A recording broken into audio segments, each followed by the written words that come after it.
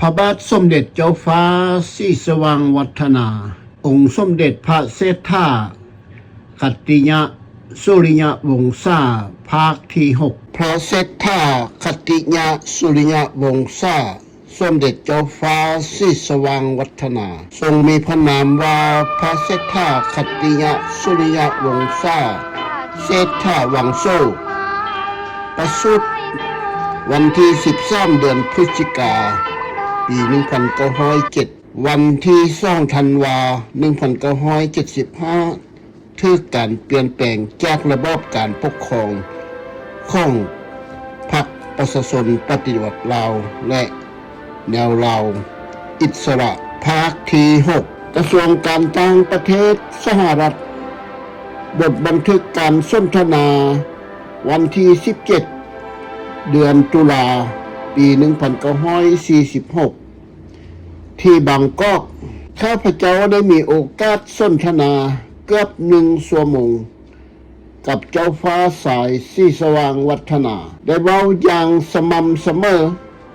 ในทุกๆด้านและบางส่วนอย่างเข้มงวด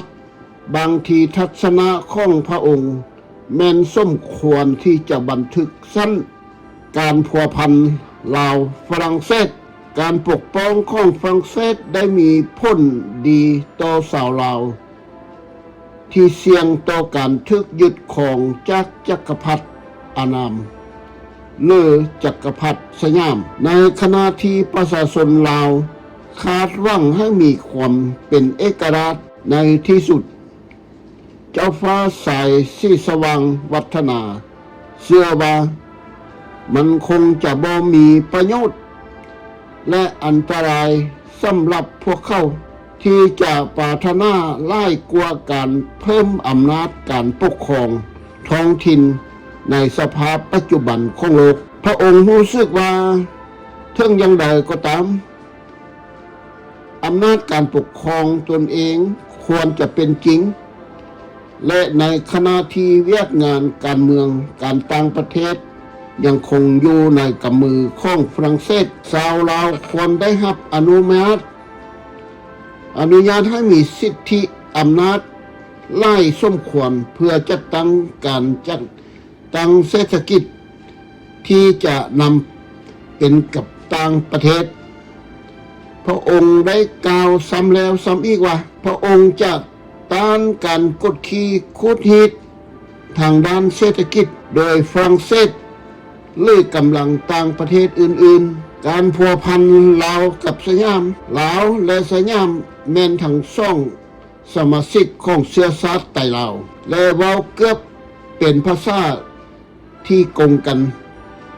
นอกเหนือไปจากเลือดเนื้อเสื้อไข่ทั่วไปและการปักเว้าความสอดคล้องและเศรษฐกิจเฮ็ดให้พวกเขาเป็นคู่ร่วมงานธรรมศาสตร์สาวสยามทัศนะของเขาเจ้าและทัศนะของเจ้าฟ้าสายศรีสว่างวัฒนามีฐานะสิทธิพิเศษในบรรดาเผ่าไต่ดนนานเกินไปและได้พยายามดึงเอาพวกเขาทั้งหมดโดยเฉพาะชาวลาวพระองค์เชื่อว่าสาวสยามถือว่าบ่มีความเชื่อถือในการรับเอาการปกป้องของญี่ปุ่นและยอมรับให้ตนเองถูกสิ้นบนจากการยึดเอาแขวงอินโดจีนที่มีการขัดแย้งกันเข้าร่วมพระองค์กล่าวว่าชาวลาวทั้งหมดมีความโกรธแค้นต่อการยึดเอาแขวงหัวพันเมื่อปี1941และมีความตั้งใจที่จะเอาแขวงดังกล่าวคืนมาร่วมวงศาคณะญาติแห่งชาติแต่เมื่อคืนมาแล้วเจ้าฟ้าสายศรีสว่างวัฒนาบ่เห็นเหตุผลที่จะเกิดความขัดแย้งกันระหว่างสองประเทศอื่นอีกในทางกงกันข้ามพระองค์ถือว่าความสัมพันธ์ทางธรรมศาสตร์และผลประโยชน์ทางด้านเศรษฐกิจที่คู่เคียงกันควรจะเฮ็ดให้เขาเจ้า ใกล้ชิดกันในอนาคตและเว้าถึงการพัฒนาเศรษฐกิจของอ่างแม่น้ำลานช้างพระองค์ได้ชี้แจงเกี่ยวกับการสร้างสหภาพเศรษฐกิจในอนาคตของ3ประชาชนไทยที่สำคัญลัทธิจักรพรรดิรัสเซียเจ้าฟ้าสายสีสว่างวัฒนาได้กล่าวอย่างกงไปกงมาว่าอันตรายที่สุดในโลกทุกมือนี้แมนจักรพรรดิโซเวียตพระองค์ได้กล่าวบ่เพียงแต่ด้วยความกระตือรือร้นเท่านั้นแต่เห็นได้แจ้งว่ามีความรู้บางอย่างเกี่ยวกับการแทรกซึมคอมมิวนิสต์เข้าไปในจีนและกล่าวว่าถ้าหากจีน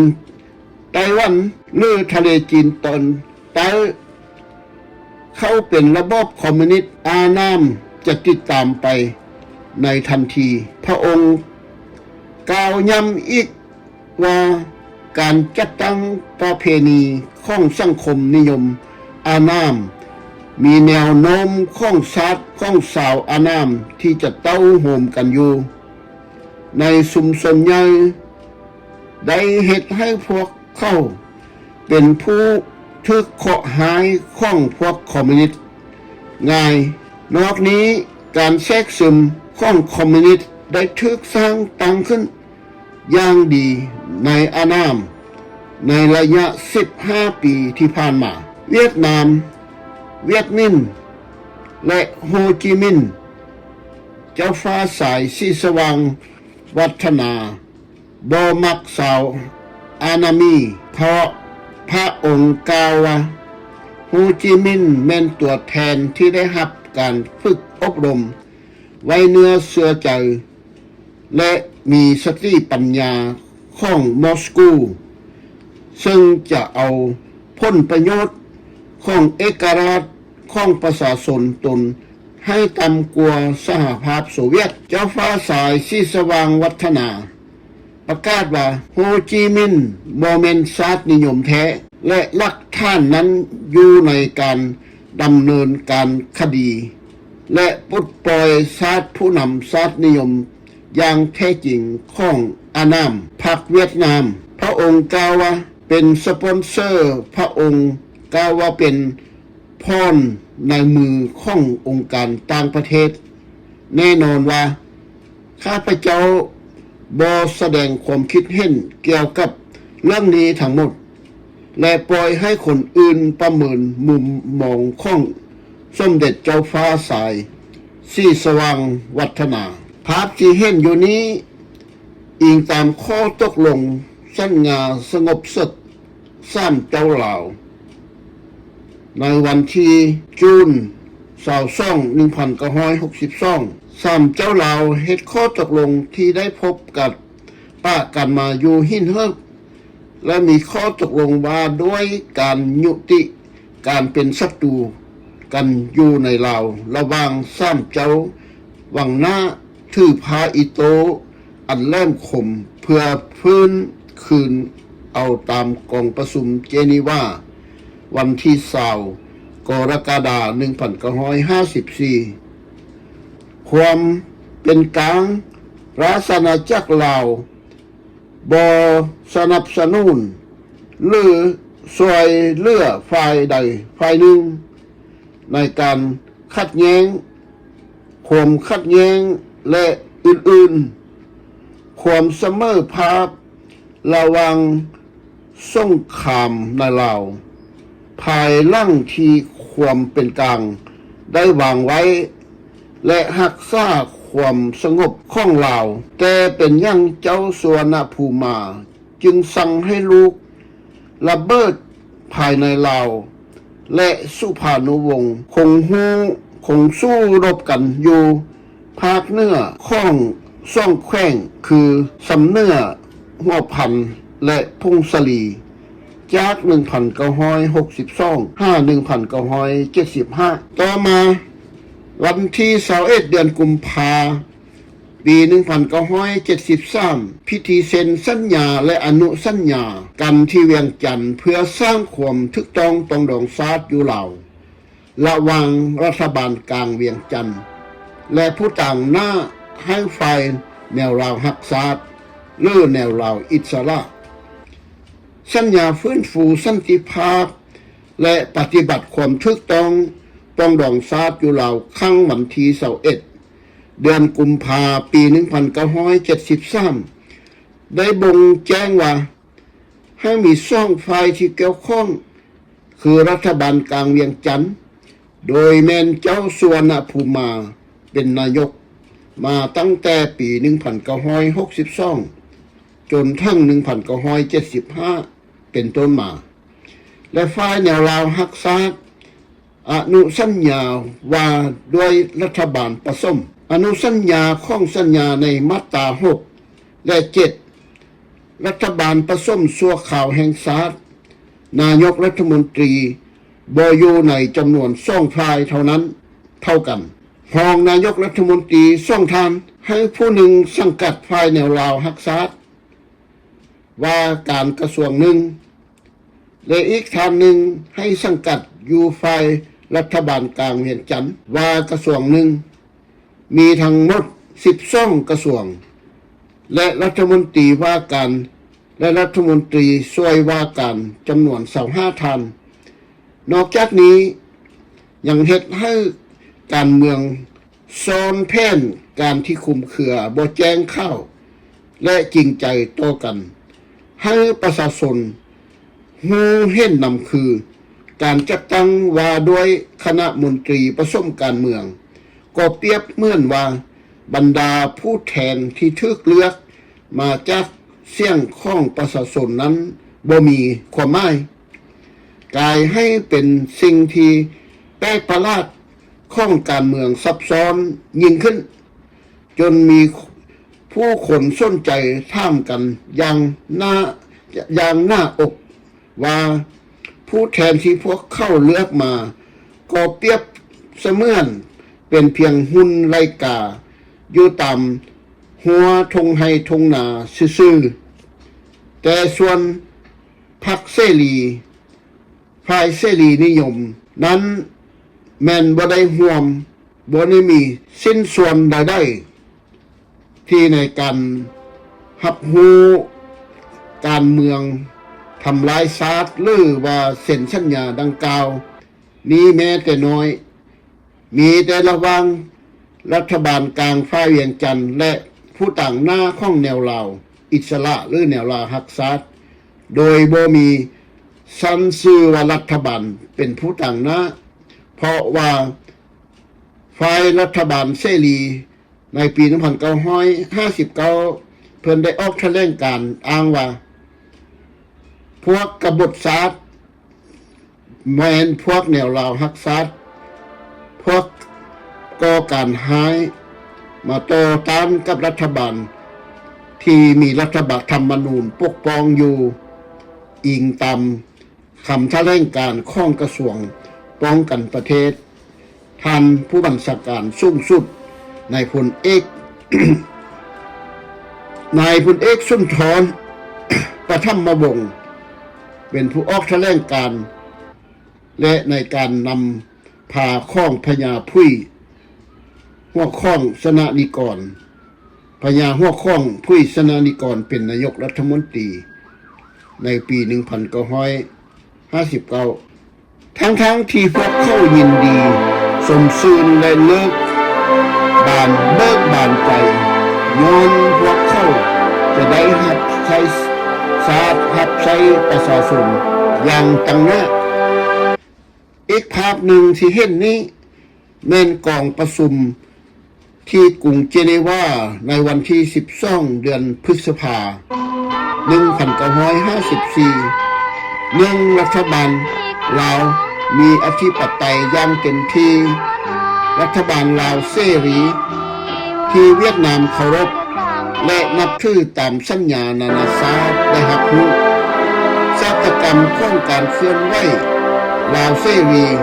ล้วนแล้วแต่อยู่ในความสามารถข้างถึงของรัฐบาลแห่งชาติ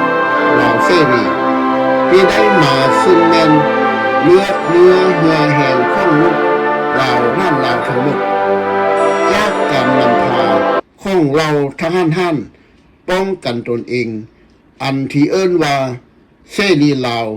ก้าวสู่การเป็นลาวเสรี มีประชาธิปไตยอย่างแท้จริง มีเนื้อเพลงบทหนึ่งได้เขียนว่า ดังนี้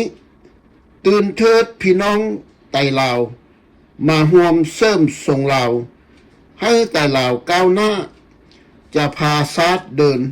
ไปสู่ความวัฒนา อีกส่วนหนึ่งภาพที่เห็นอยู่นี้เป็นจักรสายห้าขั้วเสด็จเจ้าบุญอูมณจำปาสักสัญชาติลาวเสรีเสด็จเจ้าสุวรรณภูมิมากลางสัญชาติฝรั่งเศสเป็นกลางเสด็จเจ้าสุภานุวงศ์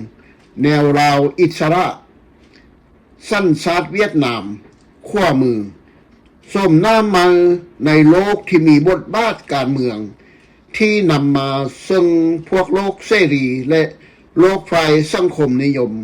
พากันก้าวข้ามอ้างอิงต่อการเมืองของประวัติศาสตร์ลาวในภาพไทยบทนำมาซึ่งพวกเขาและประชาชนลาวผู้ตาดำๆต่างก็เอื้นว่าดีซัวหรือสกปรกอันเปื้อเปื้อนที่สุดและที่สนิมของสังคมลาวในขั้นปัจจุบันได้มุนทลายโดยประชาชนตาดำๆบ่มีโซ่ห้วยและสิ้นส่วนยั่งในการรับผิดชอบโศกชะตากรรมของบ้านเมืองที่ก่อสงครามในครั้งนี้ลักษณะและการดำเนินงานของราชวงศ์วังหน้าควรจะทำแต่แนวทางที่ดีๆแก่ประเทศชาติบ้านเมืองต่างหน้าให้องค์พระประมุขของราชวงศ์วังล่วงแต่แล้วสัมผัสมาลิ้นการเมืองแข่งดีแข่งเด่นญาติแย่งแข่งอำนาจกับประชาราษฎรธรรมดาสามัญชนก็เลยเฮ็ดให้ศึกการเมืองมันก็เคืองใจบ้านแทนที่จะปล่อยให้พรรคฝ่ายการเมืองมาจากประชาราษฎรพากันแข่งขันทำความดีเพื่อชาติเพื่อประชาชนแบบมีคือสิทธิเสรีภาพประชาธิปไตยภายใต้กฎหมายรัฐธรรมนูญอันเดียวกันซึ่งนำมาแต่ความผาสุกอีกส่วนหนึ่งที่เราจะจดจำบ่มีล่องลืมได้ก็คือเพลงชาติลาวเพลงชาติลาวแม่นยังข้ออุทิศเพลงนี้ให้แก่ดวงวิญญาณของท่านดร.ทองดีสุนทรวิจิตรซึ่งเป็นผู้แต่งเพลงชาตินี้และก็ได้ผ่านสภาแห่งชาติรับรองเอาเป็นเพลงชาติลาวมาจนถึงทุกวันนี้เพลงชาติแม่นเพลงฮักชาติหรือดนตรีประสานเสียงที่รับรู้อย่างเป็นทางการโดยรัฐบาลและรัฐธรรมนูญของชาติหรือได้รับการยอมรับจากสนธิสัญญาดังกล่าวโดยการนำใช้ความนิยมเพลงชาติได้แสดงให้เห็นถึงประวัติศาสตร์การต่อสู้ฮีตของประเพณีของประเทศชาติไทยลาวและประชาชนไทยลาวทุกทั่วหน้าทุกเผ่าพันธุ์ในดินแดนแห่งนี้เป็นการแสดงให้เห็นเอกลักษณ์ของชาติที่มั่นคงเมื่อใดใช้เพลงชาติเมื่อใดได้ใช้เพลงชาติปกติแล้วเพลงชาติแมนได้ลิ้นหรือห้องเพลงในวันพักแห่งชาติโดยเฉพาะในโอกาสเฉลิมฉลองในวันประกาศเอกราชในประเทศราชอาณาจักรลาวเพลงชาติยังถูกปฏิบัติในงานบุญนมัสการพระธาตุหลวงงานบุญวัฒนธรรมใหญ่ๆงานฉลองวันรัฐธรรมนูญงานฉลองในวันกองทัพแห่งชาติลาวเสรีและงานอื่นๆในทั่วประเทศลาวเอกราชโดยปกติแล้วแม้นจุดเริ่มต้น หรือสิ้นสุดของงานดังกล่าวมานี้เพ่งซาดได้ทึกปฏิบัติในงานกีฬาสากลยกตัวอย่างมาในงานกีฬาโอลิมปิกเพ่งซาดของทีมที่ชนะได้ทึกลิ้นในระหว่างพิธีมอบเหรียญเพ่งซาดของลาวและบรรดาประเทศที่เข้าร่วมแม้นได้ลิ้นก่อนการแข่งขันโดยปกติแล้วเพ่งซาดของประเทศเจ้าภาพแม่นลิ้นเป็นเทือสุดท้ายเพ่งซาดลาวโดยแม่นทันทองดีซี่สุนทรและทำนองทานมหาภูมิซาดลาวตั้งแต่เดิมมาขึ้นซื่อลือสาอยู่ในอาซีชาวลาวผูกพันไมตรีร่วมสามัคคีหักห่อโหมกันหักซาดหักประเทศเฮาหักเจ้าปกเกตเกซ่าโหมหักห่วมศาสนาแต่บูหานมาหักซาดินแดนบ่ให้ซาดใดมาลวนหาวีรบกวนญาติแยงสิ่งเอาไพ่คืนเข้ามาลูวุ่นวายสู้จนตัวตายต้านฐานศัตรูสวยเสิร์ชสู่เลือดเนื้อเสื้อเผาฟื้นฟูกู้เอาบรรเทาทุกข์กัน นี้แม่นเพ่งซาดของลาวที่ถูกต้องตามกฎหมายรัฐธรรมนูญแห่งชาติอีกส่วนหนึ่งฝรั่งช่วยบรรเทาทุกข์ปลุกเฮาให้ลุกห้าทางให้เดินพวกเฮาต้องฮีบดำเนินเข้าแถวก้าวเดินด้วยกันทันใดลุกลาวเฮาฮีบลุกพ้นทุกย้อนเฮาฟื้นฟูฝรั่งผู้เพิ่นเป็นครูยินดีเลี้ยงดูเสิร์ชสู่เอาเฮาเดินพวกเฮาฮีบเดินห้าความเจริญก้าวหน้าทันเข้าฮีบตั้งเต่าโฮมแห่งยาซาพร้อมใจกันมาทำทาห้าวหั่นเป็นด้วยกันต้องตายด้วยกันเพื่อแผ่แบ่งปันแก้กันไปมานี่ละแม่นตัวอย่างที่พวกเขาได้อ่านบางส่วนที่ว่าเฮามีพระคุณต่อฝรั่งเศสที่สอนให้เฮาห้าวหั่นบุกบืนบ่ให้ขี้คร้านมักง่ายบ่ให้นอนเว้นหรือลิ้นกินยังฟุ่มเฟือยเพื่อบ่ให้ประเทศชาติล้าลั่งทันสมัยของประเทศอื่นที่เขาเจ้าเจริญแล้วพระราชอาณาจักรลาวคือลาวเสรีเอกราชเวลานี้บ่แม่นมีแต่การจัดตั้งต่างๆเท่านั้นแต่ยังมีองค์การต่างๆที่จำเป็นแก่การดำเนินชีวิตของเสรีรัฐอันมีกำเนิดมาจากการจัดตั้งนั่นเองแต่ประเทศใดประเทศหนึ่งมีแต่พาหนะที่จะปกครองตนเองเพื่อจะได้รับอิสระนั้นก็ยังบ่เพียงพอจำเป็นต้องให้ประเทศนั้นฮู้จักใช้พาหนะเท่านั้นอย่างสุขุมอีกด้วยคือปกครองตนอย่างเรียบร้อยเพื่อบรรลุถึงจุดหมายนี้ชนชาติลาวหรือไต่ลาวต้องมีคุณสมบัติสำคัญ4อย่าง1ความจงรักภักดีต่อพระมหากษัตริย์ของตนเพราะว่าพระองค์ทรงเป็นประมุขของประเทศชาติและอัครสมุทรประทับซ่องมาความฮักเวียกฮักการเพราะว่าคุณสมบัตินี้เป็นบ่อเกิดของความก้าวหน้าและความเจริญ3ความฮักวินัยพอถ้าหากว่าขาดวินัยแล้วประเทศ ก็จะล่มจมตกอยู่ในอาการจลาจลและขาดผู้ปกครอง 4. ความรู้สึก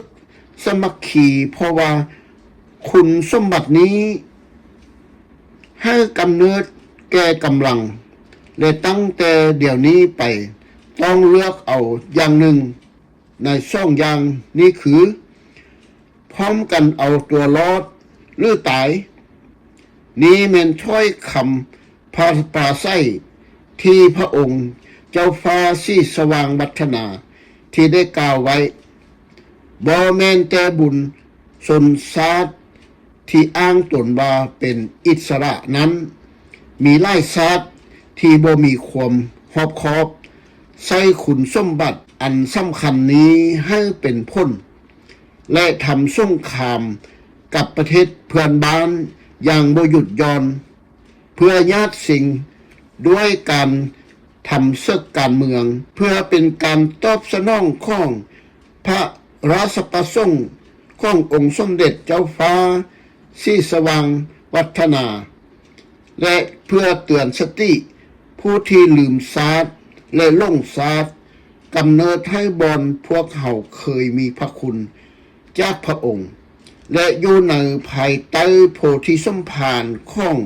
พระองค์จึงข้อนำทานผู้ฟังทานผู้อ่านในบทเขียนและบทบันทึกจากเสียงที่บริสุทธิ์ผุดพองนี้ขออย่าให้ฝุ่งผู้ข้าน้อยทางไล่ได้หับในความบาปความเครียดแค้นและจองเวรจองกรรมกันในชาตินี้และชาติหน้าก็ดีขอวิ่งวอนเอาเจ้าพักลักเมืองจงช่วยปกปักรักษาฝุ่งข้าพระบาทแด่ด้วยเถิดสาธุ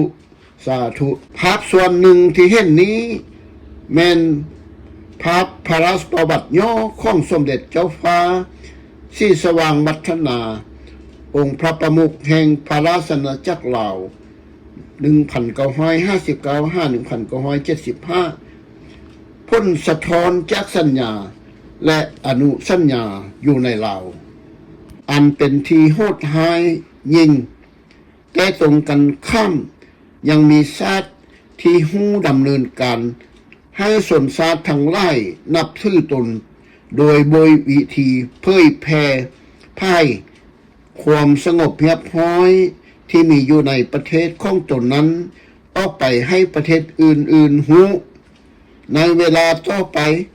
ประเทศลาวที่เป็นเจ้าของโศกชะตากรรมของตนแล้วต้องเลือกเอาอยู่ในระหว่างสองอย่างดังกล่าวมานี้ภาพส่วนหนึ่งที่เห็นนี้แม่นภาพพระราชประวัติย่อของสมเด็จเจ้าฟ้าสีสว่างวัฒนาองค์พระประมุขแห่งพระราชอาณาจักรลาว1959-1975พ้นสะท้อนจากสัญญาและอนุสัญญาอยู่ในลาวอันเป็นที่โหดร้ายยิ่งแต่ตรงกันข้ามยังมีชาติที่หู้ดำเนินการให้ส่วนชาติทั้งหลายนับถือตนโดยวิธีเผยแพร่พ่ายความสงบเรียบร้อยที่มีอยู่ในประเทศของตนนั้นออกไปให้ประเทศอื่นๆหูในเวลาต่อไปประเทศลาวที่เป็นเจ้าของโศกชะตากรรมของตนแล้วต้องเลือกเอาอยู่ในระหว่างสองอย่างดังกล่าวมานี้